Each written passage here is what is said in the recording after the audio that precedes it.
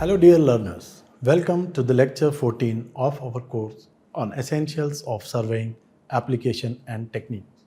I am Dr. Nishant Yadav and I will take you through this important topic of theodolite, rather surveying with theodolite in the next 5 lectures. We have subdivided this topic as Introduction of Theodolite, Components of Theodolite, Fundamental Lines of Theodolite, Adjustments and Observation, Measurements of Angles. And we'll solve numericals also based on this topic. Let's start with few questions: why, where, when, what, how about the subject surveying, and you will appreciate the definition will answer most of the questions. Like, why do we do surveying? Where do we do surveying? What do we do on surveying? How do we do surveying? So the definition of surveying goes as: surveying is the science and art of determining the relative positions of the points on, above, or beneath the surface of the earth by means of direct or indirect measurements of distance, direction, and elevation. So the first question, why do we do surveying? So the answer is to determine the relative positions of the points. Where do we do surveying? We do it on, above, or beneath the surface of the earth. What we do on surveying? We measure distance, direction, and elevation. Sometimes we get direct measurements, and when direct measurement is not possible due to field constraints, we go for indirect measurements. Surveying is performed to prepare a map, layout, plan of relative position of points on, above, and beneath the surface of the earth. Map shows various the natural features of a country such as town, village, roads, railways, etc. And before commencement of any major engineering project, surveying is also carried out to determine the location of the sites and its surroundings. Survey is carried out to show boundaries of properties, state, or countries. Surveying includes from determining the depth of ocean to exploring the highest peaks of the mountains.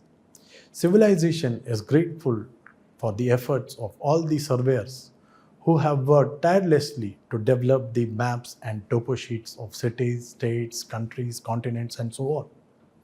History of surveying dates back to ancient times. The premier surveying body of India, that is the Survey of India, is known to be established in the year 1767. Today, all the official maps and topo sheets in India are released by Survey of India only. On the screen, you can see the map of the Maratha Empire in 1759 and Ashoka Empire 200 BC. Next question is, how do we do surveying? There are various methods and instruments by which we can do surveying, like chain surveying, in which we do triangulation, in which only linear measurements are taken, compass surveying, in which we do traversing, in which we measure length and distance of each traverse line. The present and future of surveying is with the use of satellite and computing systems, which you will study in coming weeks in this course only. However, the basic principles of surveying will remain the same. We need to measure distance, direction, and elevations using direct or indirect measurements. You would have seen this picture numerous times to locate points. We need distance and direction using direct or indirect measurements. In the top two figures, only lengths are sufficient to locate the point R from the points P and Q, whereas in the bottom three figures, distance and direction both are required to locate the point R from the point P and Q. If we have a suitable sighting device with magnetic compass, like in prismatic or surveyor compass, Traversing can be done very fast as compared to chain surveying. But if I say these instruments, that is prismatic and surveyor compass, have accuracy issues, then the question would be about their performance. It is good time to introduce to a versatile survey instrument, Theodolite. Versatile? How? Theodolite is an optical survey instrument, which is mounted with a movable telescope. It can completely rotate about the horizontal plane about its vertical axis. And its telescope can rotate up to 180 degree along the vertical plane about its horizontal axis. Theodolite is used for precise measurement of horizontal and vertical angles. The question that should come to your mind is, why do we need theodolite for surveying when we have so many other conventional instruments? Let's trace the answer by looking at the various limitations of the conventional surveying methods. To begin with, chain surveying. The basic principle used in chain surveying is to divide the area to be surveyed into various parts in the form of triangles. As triangles are the geometric figure apart from circle that can be drawn by using lengths of the sides alone. But chain surveying is very tedious and is suitable for small scale work with nominal accuracy. The manual nature of the process makes chain surveying error prone. And on occasions, the rough terrain, obstacles, dense vegetation makes it difficult to carry out chain surveying. Coming to compass surveying, it is quite fast as compared to chain surveying, which involves traversing. However, it is less precise. Issues like magnetic declination, local attraction, and personal as well as instrumental error are always associated with compass surveying. So both chain and compass surveying issues of accuracy are there. Using compass in surveying, bearings of survey lines are measured. Readings of prismatic compass are on whole circle bearing. That is, it is measured from north in clockwise direction, the value of which ranges from 0 to 360 degrees, whereas in reduced bearing or quadrantal bearing, the bearings are measured from either from north or south towards east or west, and their value ranges from 0 to 90 degrees. For further calculation, these bearings are to be converted into required system of either whole circle bearing or quadrantal bearing. But generally we are not interested in but generally we are also interested in calculating the included angles. So we need an optical instrument which is precise, versatile in a sense that it can measure bearings and angles between two survey lines as and when required. The use of theodolite is not just limited to measurement of horizontal and vertical angles. It can be also used for leveling, contouring also. As we know, leveling is a branch of surveying, the object of which is to find the elevations of the point with respect to given or assumed datum, and to establish points at a given elevation or at different elevation with respect to a given or assumed datum. For leveling, we need an optical telescopic instrument which can provide us a horizontal line of sight. When the telescope of the theodolite is adjusted so that the line of sight of theodolite is parallel to the horizontal axis and perpendicular to the vertical axis, it can be used for leveling and contouring. The instrument commonly used for leveling and contouring is dumpy level, which is having the following limitation. Dumpy level is not as versatile as theodolite. We can just have a horizontal line of sight. Though we can measure horizontal angle using dumpy level, but again they are not accurate. So the conventional instruments used in surveying have accuracy and versatility issues. So presenting theodolite in surveying, which is an optical instrument mounted with a telescope using which we can measure horizontal and vertical angles precisely. Its telescope can completely rotate along the horizontal plane to measure horizontal angle, and its telescope can also rotate up to 180 degree to measure vertical angle. Suppose this is the vertical axis, which is a one-dimensional concept, and this is a horizontal plane, which is a two-dimensional concept. So when we say it rotate about its vertical axis, it corresponds to the horizontal plane as well. Suppose this is the vertical axis and it is rotating like this. So the plane associated with the vertical axis is horizontal plane. It will also rotate along with the vertical axis. Similarly, this is the horizontal axis and vertical plane is perpendicular to it. When we rotate about the horizontal axis, the vertical plane also rotates. So theodolite, it is considered to be more precise and speedy than the conventional surveying methods of chain surveying, compass surveying or plane table surveying, and is commonly used in engineering fields for land surveying, route surveying and constructional surveying. The reason why theodolite gained so much popularity amongst the surveyors are its versatility. That means it can be used for a wide range of surveying tasks, including measurements of horizontal and vertical angles, traversing, tachometry, the greater accuracy which it provides by highly precise measurements of angle up to few seconds, durability, the build-up of theodolite is very strong and theodolites are reliable instrument.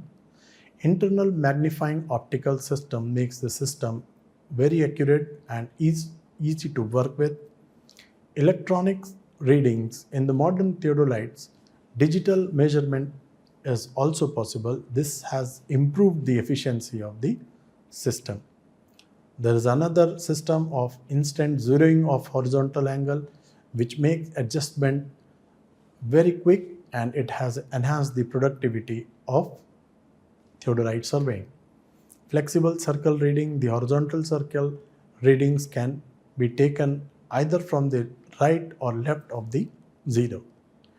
Coming to the purpose of theodolite survey or the applications of theodolite survey, we have slightly discussed it. It is used in the 3 T's, triangulation, traversing and tachometric surveying. It is used for measuring horizontal and vertical angles very precisely, for alignment of roads, railways, bridges, etc., for prolonging or extending the survey lines, for setting out grades or to measure the slopes, for measuring deflection angle between 2 points or survey lines, for laying out curves or to prepare the topographic maps, to determine the difference in elevation of 2 points or to measure height of buildings, towers or depth of valleys. To measure the distance between 2 points, we use theodolite.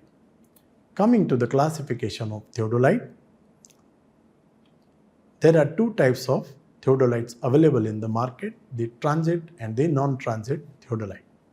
If the line of sight of the telescope can be reversed through the rotation of the telescope by 180 degree about the Turnian axis in vertical plane, the theodolite is known as transit theodolite.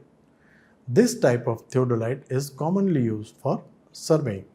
The keywords here are line of sight, Turnian axis and vertical plane. The next definition, non-transit theodolite. If the telescope of the theodolite cannot be revolved about the Turnian axis, it is known as non-transit theodolite. This type of theodolite is obsolete these days. The keyword in the above definition is Turnian axis. Try to locate the Turnian axis also called as the horizontal axis in the figure of theodolite shown. Theodolites Theodolites have evolved from non-transit theodolite to transit theodolite to the EDTs or EDMs, the electric digital theodolite, to the total station. In the coming lectures, you will learn about total station, and probably when you will go to any site for surveying, you would be using total station only. Though the instrument is quite expensive, but it is value for its money as it saves a lot of time in field and office work.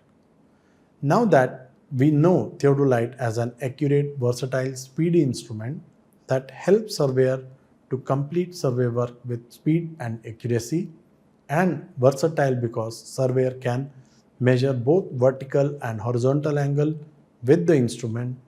The instrument can be used for 3 T's, that is triangulation, traversing and tachymetry. Let us now familiarize ourselves with the components of transit theodolite.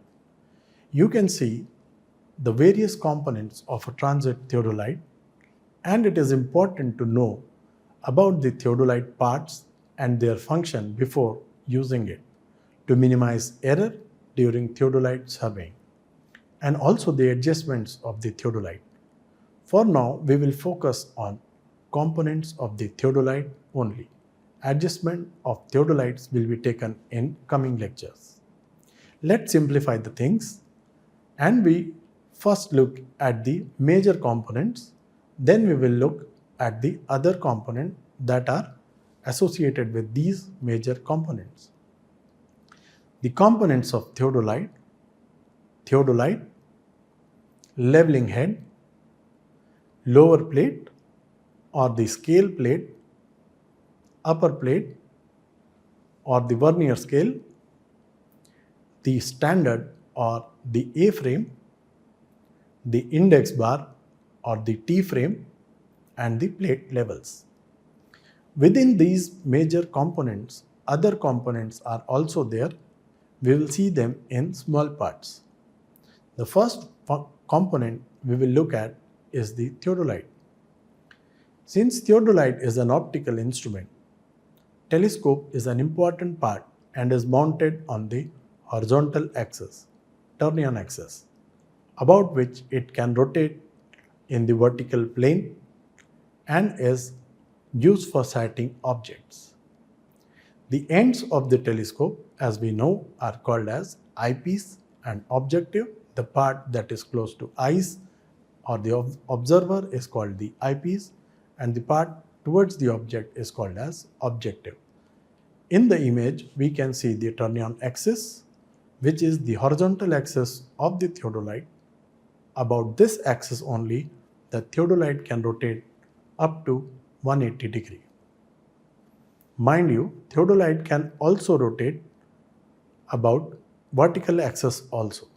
The next component is the altitude level tube, which is parallel to the telescope when set for horizontal line of sight. An altitude level tube, when leveled, they are perpendicular to the turn-on axis, but both are in the same plane. For a horizontal line of sight through the theodolite, it is essential that the turn-on axis is horizontal.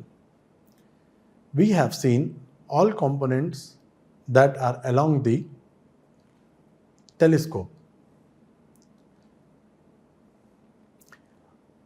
Within this components, we came across term as line of sight, which is also called as the line of collimation, which is an imaginary line joining the points of intersection of crosshair of the diaphragm and the optical center of the object glass and its continuation.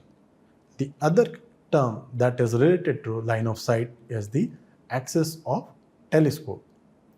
It is a line joining the optical center of the object glass and the center of the eyepiece, and it must be parallel to the line of sight or line of collimation. Coming to vertical circle, It is a graduated circle rigidly connected perpendicular to the turn-on axis or the horizontal axis of the telescope. And the vertical circle reading rotate with the telescope when vertical angles are measured on a vertical circle. The figure indicates that a vertical circle and a telescope is shown in the figure. The circle is divided into 4 quadrants, each quadrant being numbered from 0 to 90 degree. When the telescope is in horizontal position, the reading is 00 on the vertical scale and the vertical circle remains on the horizontal axis. At 90 degree on the vertical scale, the telescope is along the vertical axis. On the screen, you can see a theodolite that is mounted on a tripod. So there is an arrangement available on the bottom part of the theodolite which facilitates mounting of theodolite on the tripod. Collectively, this setup is called as leveling head, which not only facilitates mounting of theodolite on the tripod but also levels the entire theodolite in the horizontal plane. Using the leveling foot screws, the next component is of leveling head is it consists of 2 parts. The upper part is called as tribrac and the lower part is called as trivet. The trivet is the bottommost assembly of the theodolite that is screwed on the top of the tripod.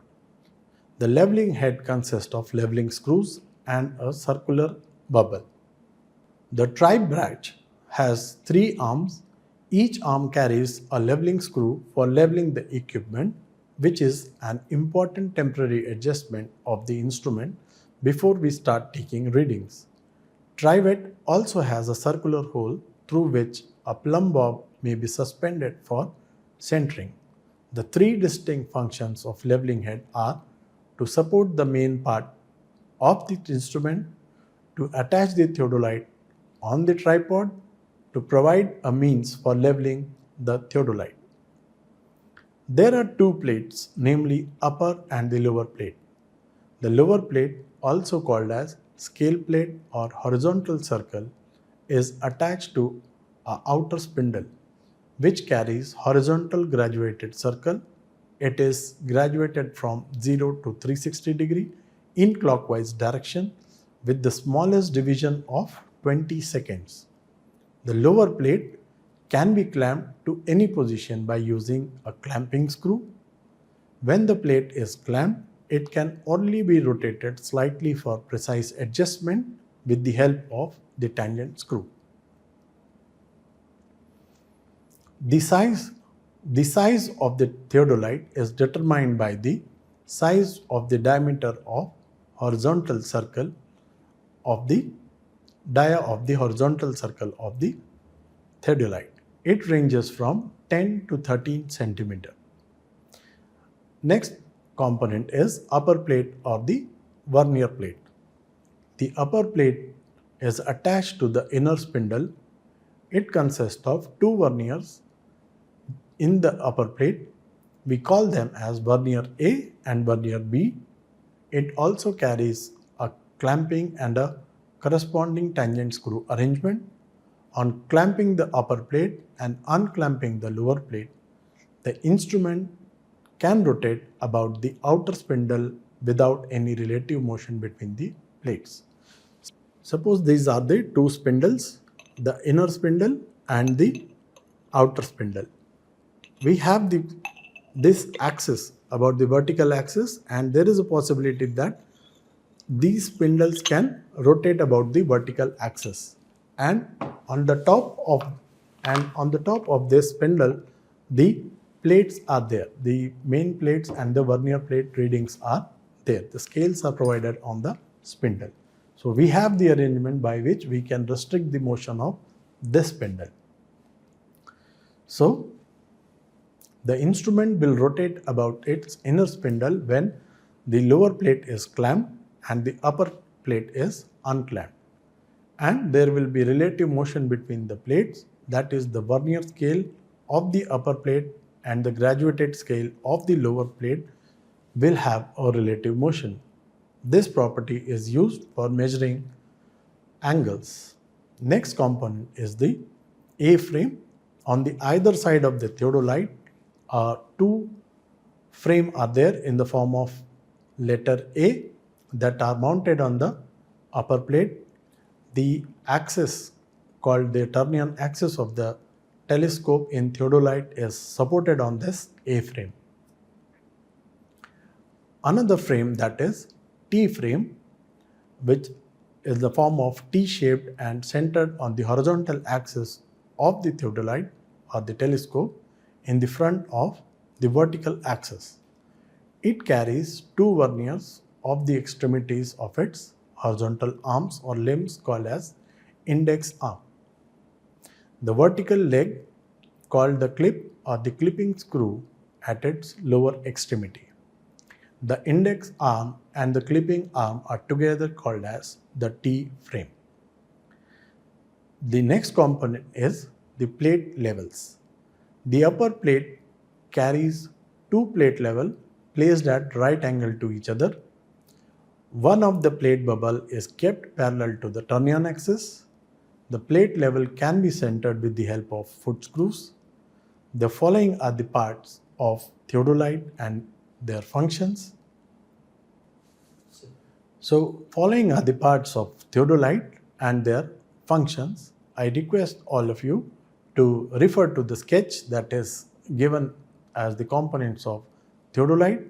The first component referred to is theodolite, the Turnian axis, vernier frame, vertical circle, the plate levels, A frame, upper plate that is also called as vernier plate, and the corresponding clamp screws, the lower clamp screws of the tripod, the lower plate also called as horizontal circle or scale plate, the leveling head equipped with the leveling screws, the clip screws, the altitude level tube, plumb bob is there for centering the equipment, compass is placed over the plate level, shifting head is available for centering, two spindles or axes are there which rotates about each other.